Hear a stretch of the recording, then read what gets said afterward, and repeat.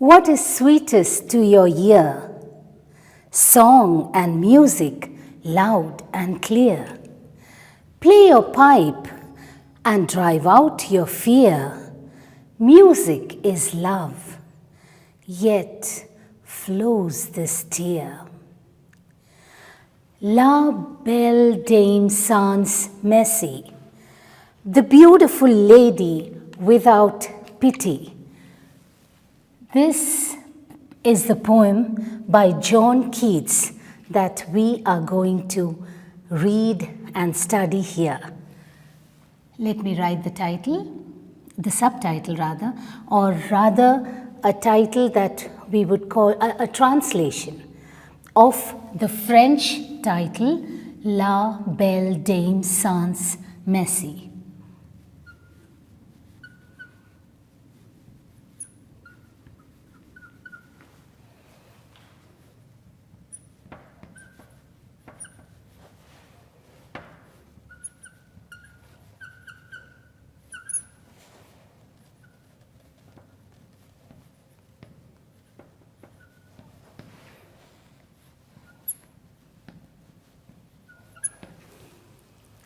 The poem by John Keats is known by the title above. This just is a translation, an English translation of the French title. A ballad published in 1819, La Belle Dame sans Merci, is a ballad or a narrative in verse form. There is music in the narrative. Ballad, as a term, originates from the French word ballad, meaning dance songs. Ballads became popular in Britain and Ireland from the 14th century. Ballads usually have no owners. They pass from mouth to mouth and generation to generation. So, our ballad, La Belle Dame sans Merci, is a 12-stanza poem. Each stanza having 4 lines or quatrains. And each line, the way it is set, it creates music. John Keats, the English poet who lived a very short life, from a life of 26 years, from 1795 to 1821, and was part of the Romantic movement, is the creator of this beautiful ballad poem. Our hero is a knight who is pale, who is walking about aimlessly among the hills, the cold hills. The setting is just the onset of winter. Winter is approaching. The hills, the valleys are all cold with the frost that is building up. And we have this knight, pale, wandering aimlessly among the hills, on the hillside. This poem is full of music, and it is written in the ballad tradition. The ballad tradition, the knight tradition, because it refers to the hero as a knight. Now, the knight tradition of the Middle Ages, sometime from the 14th century onwards, and also the tradition of the femme fatale.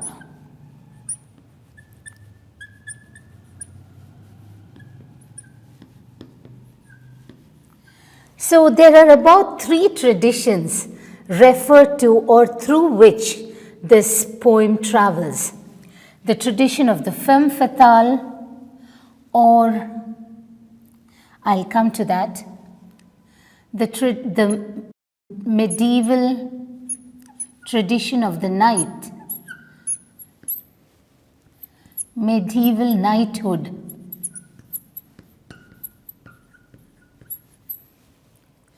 and the ballad. So these are the 3 traditions that the poem travels through.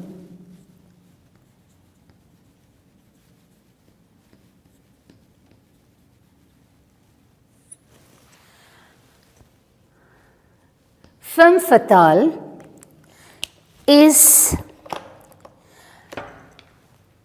a tradition which refers to the woman, the female, who can be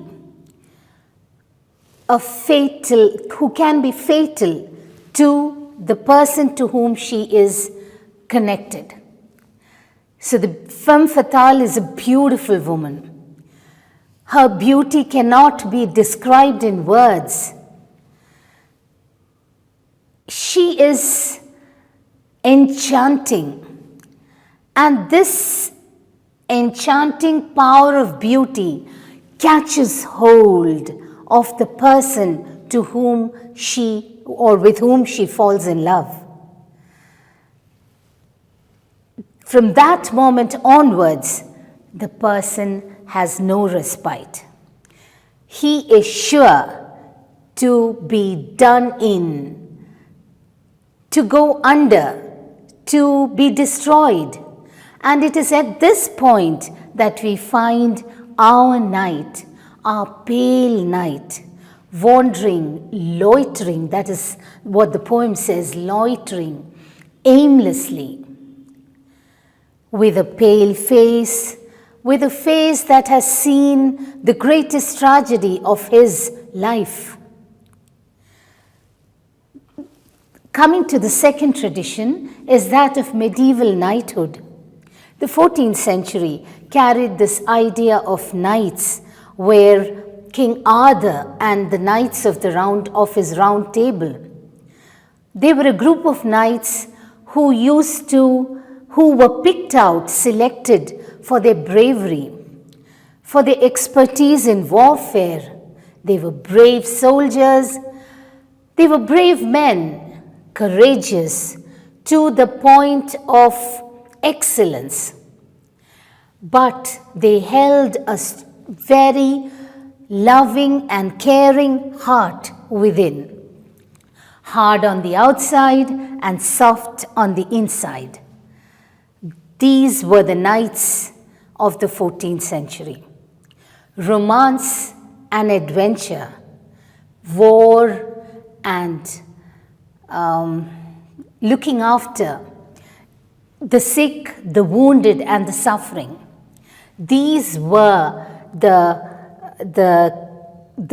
you could say the portfolio that compounded knighthood.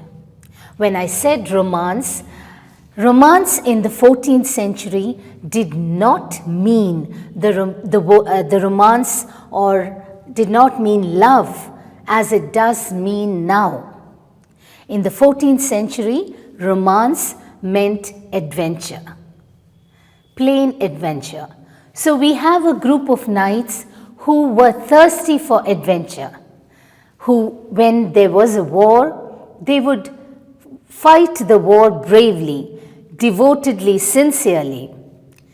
When there was peace, they went out in search of adventure. And adventure for them was finding out or picking out all those who were ill and suffering. There was a load of robbery, the tradition of the highwaymen. There is a poem called The Highwayman, and this tradition of the highwaymen who were robbers to the core, who would not hesitate to kill or wound, and to save the common people from the onslaught of robbery, or the highwaymen, were this group of knights who were always on call, always there without call to help all those who were in trouble. And mostly they were the women and the children. So the knights had their armor of bravery, which helped remove or at least alleviate sorrow from the area to which they belonged, from their nation, from their kingdom. And then the tradition of the ballads, as I told you, a song passed orally from mouth to mouth and generation to generation. So the ballads had no owners. When they passed from mouth to mouth and generation to generation, the ballads changed in content from one mouth to another, from one generation to another.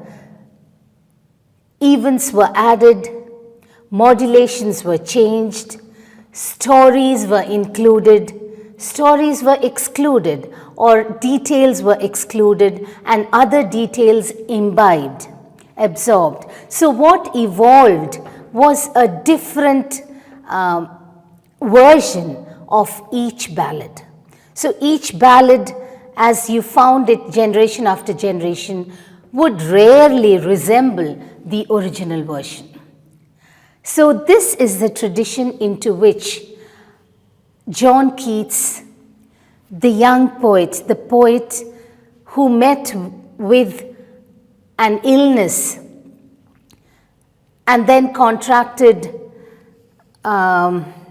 this suffering, the suffering which brought him to his death. Keats, this is the poem or the tradition into which Keats brings us through La Belle Dame sans Merci. Let's go into the poem. We have the poem here for you. I'll be reading it out. Let's go stanza by stanza. Oh, what can ail thee, knight at arms, alone and palely loitering?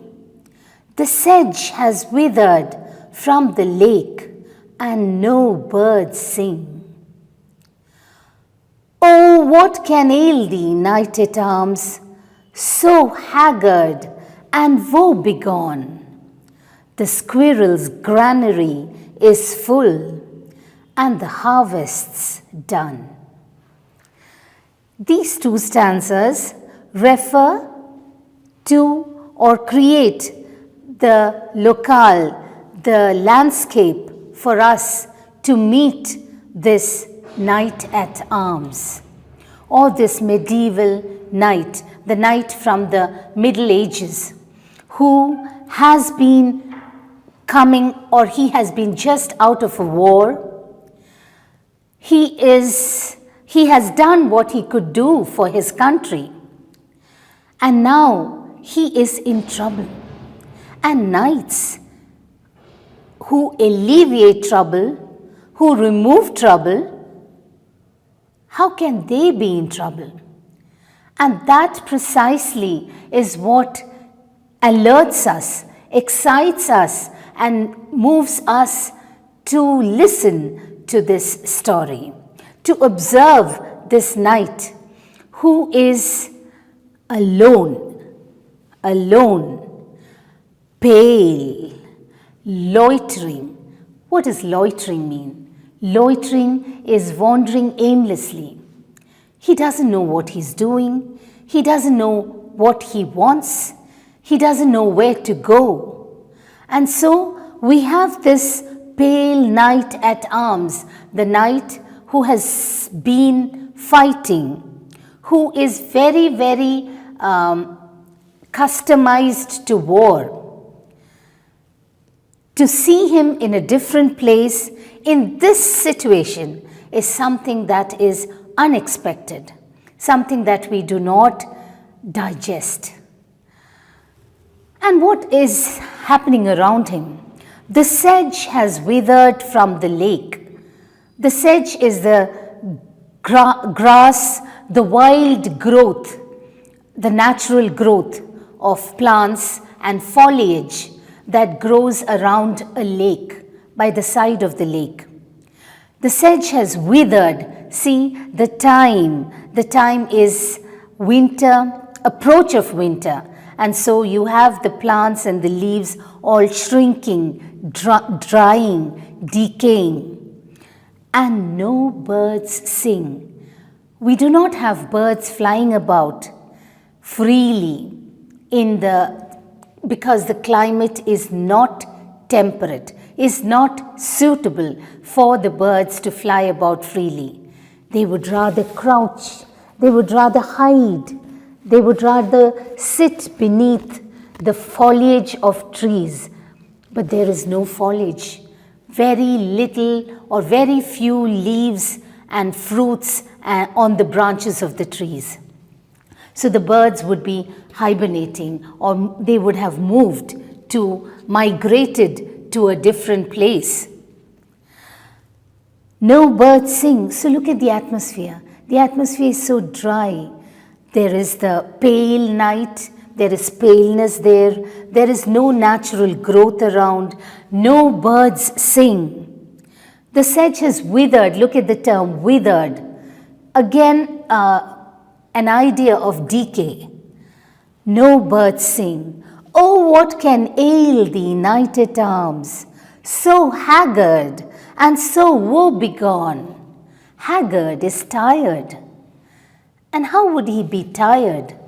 Of course, the wars could have tired him, but this is not the same kind of fatigue that the knight experiences. He is tired because there has been something in his life that has made him lose all his energy. He is unhappy, he is desperate, and so he is tired. And woe-begone is lost. He's just lost and forlorn. Forlorn also means lonely, lost and lonely. He's woe-begone. The squirrels, look at the other side of it. A contrast is brought there. The squirrel's granary is full and the harvest's done. So there is completeness somewhere. The squirrel's granary, what does the squirrel do? The squirrel works throughout the summer gathering grains, food, and stores it up for the winter. Remember the story of the ant and the grasshopper? The ant who collects food and saves it up for winter, and the grasshopper who plays through summer and begs during winter, begs for food during winter. So here we have the squirrel who has, filled up its granary with grain. The harvest is complete. And then we go on to the next stanza.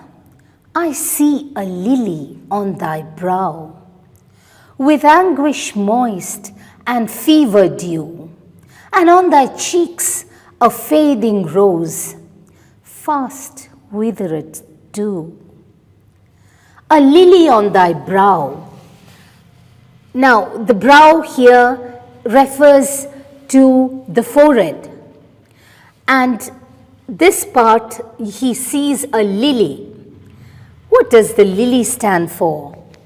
The lily, have you seen the lily? I'm sure you have seen lily flowers, which are very common around here.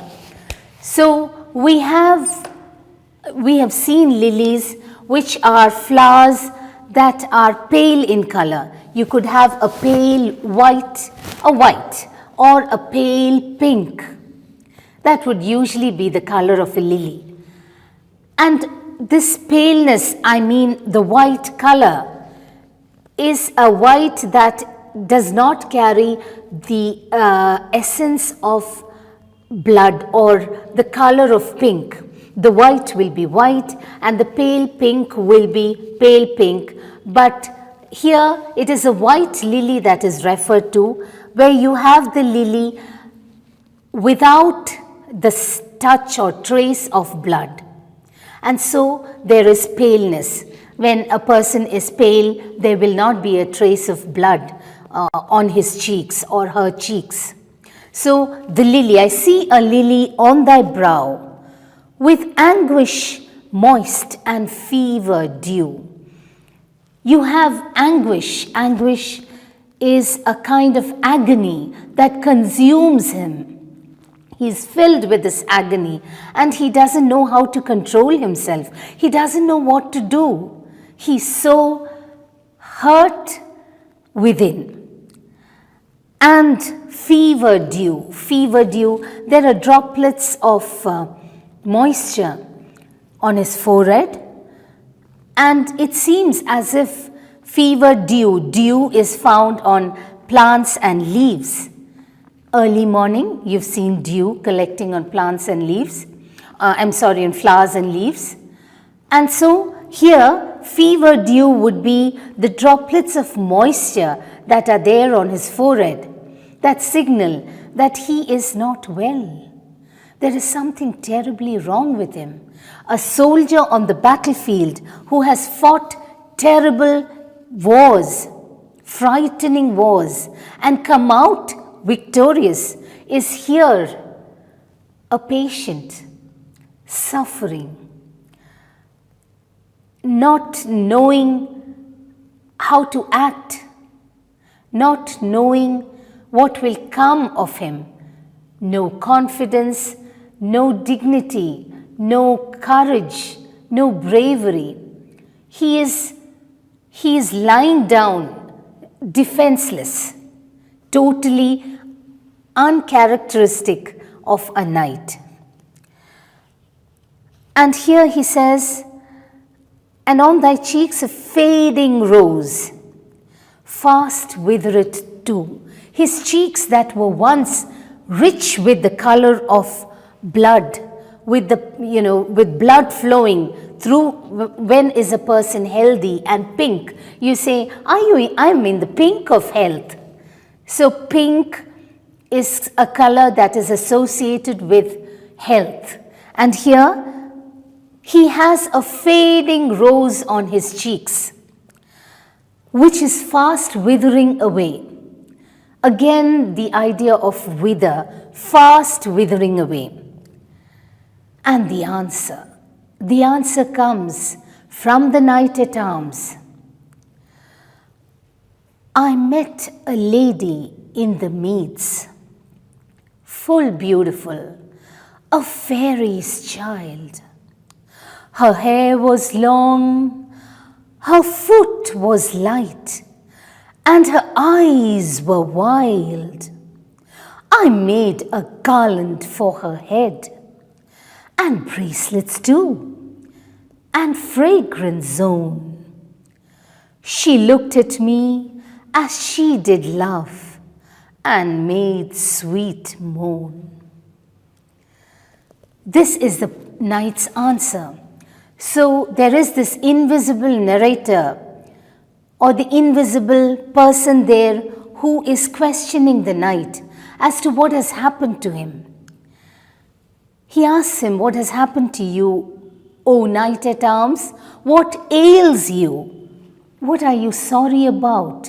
What are you crying for? What are you so lost and lonely and haggard and palely loitering about? What is wrong with you? The answer comes deep from the heart of this knight-at-arms. He says, I met a lady in the meads. The meads are the meadows, the open grasslands, where the pastures where the cows graze. I met a lady in the meadows, full beautiful. She was totally beautiful. There was nothing negative about her beauty. A fairy's child. A fairy is exotic, and so you have this imaginary, fairy-like beauty, or the presence of fairies, the presence of the supernatural within this poem too. Fairy's child with long hair and light foot.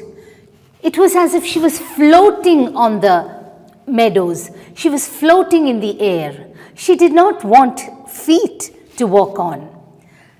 So you had this fairy's child with long hair, with light feet, and wild eyes. How are the eyes wild? Eyes that are wild have a lot of promises, hold a lot of promises.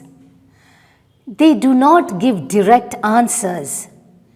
They suggest, they lead you, they lead people to adventure. They invite you to places to go with them. That is what a wild eye could do, the power of a wild eye. And this fairy child with light feet and long hair and a beauty that surpasses, that exceeds any other kind of beauty, has wild eyes that captured the knight, that captured him in her love or in the attraction that he felt for her. What did he do? He made a garland for her head, and bracelets too, and fragrant zone filled her with fragrance. The garlands on her head, the bracelets on her hand were made from sweet-smelling flowers that made her that surrounded her with fragrance. She looked at me as she did love. Look at that. She looked at me as she did love. She looked at me as though she loved me.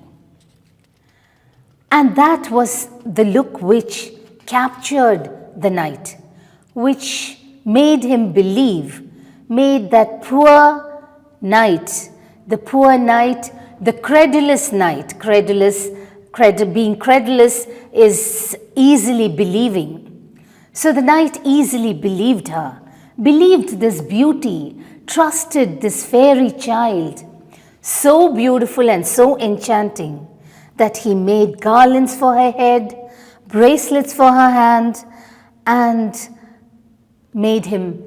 fell for her, fell down on his knees in front of her. She looked at me as she did love and made sweet moan. She moaned sweetly to express her love for me. I set her on my pacing steed, and nothing else saw all day long. I set her on my pacing steed and did not see anything else all that day. For sidelong would she bend and sing a fairy song. He set her on his pacing steed. Steed is a race horse, the faster breed of horses. So he set her on his pacing steed, a horse, it's already a race horse and it is moving fast, pacing steed, and did not see anything else. His eyes only held this fairy child, this beautiful woman in front of him. For sidelong would she bend and sing a fairy song. He had her sitting in front of him on the steed, singing a song, bending sideways and singing a fairy song. She found me roots of relish sweet, and honey wild and manna-dew. Roots of relish sweet, sweet roots. She took him to all those places that he didn't know probably. She found out roots from trees that were sweet to taste. And honey wild honey that she gathered from the bees on the trees, hiving on the trees. And manna is what is called the heavenly food, manna-dew. It would be a kind of dew that had collected on the remaining leaves of the trees, which was as sweet as manna, which is supposed to be the food from heaven that the gods eat. And sure, in language strange, she said, I love thee true. And in a strange language, which he did not understand, but which he could feel, which he could absorb, the emotion that came out of her words or came out of what she said told him that she loved him true. She took me to her elfin grot, and there she wept and sighed full sore. And there I shut her wild eyes with kisses for. Elfin is a winged fairy that at times resembles a butterfly, some kind of a bird, a fairy that can take different shapes. And the shape of an elfin is something that is either small or standing tall, but with wings. So we have this fairy taking him to the elfin grot. A grot is her cave. She takes him to this elfin grot, and there she wept and sighed full sore. She wept, she cried and sighed. She took long sighs that spoke of pain, that spoke of suffering. And there I shut her wild eyes. The eyes have been constantly referred to as wild, with kisses for. He kissed her wild eyes with kisses for. And there she lulled me asleep. She put him to sleep. She put this brave knight at arms to sleep. And there I dreamed. Ah, woe betide! Oh, sorrow that has come upon me. The latest dream I ever dreamed on the cold hillside. The night sleeps, lulled by the fairies' songs. He sleeps and he dreams. And he dreams that fill him with sorrow. Woe is sorrow. Woe betide is a dream that fills him with sorrow. That is sorrow that comes like a tide and fills him with its heaviness. On the cold hillside, he's still there, sleeping and dreaming on the cold hillside, cold again. I saw pale kings and princes too, pale warriors, death pale were they all. They cried, La belle dame sans Merci, hath thee in thrall. La belle dame sans Merci, hath thee in thrall, has imprisoned you. This beautiful lady without pity has thee in thrall, has thee in captivity, has imprisoned you. I saw their starved lips in the gloam, with horrid warning gaped wide, and I awoke and found me here on the cold hillside. I saw their starved lips in the gloam. In the gloam is that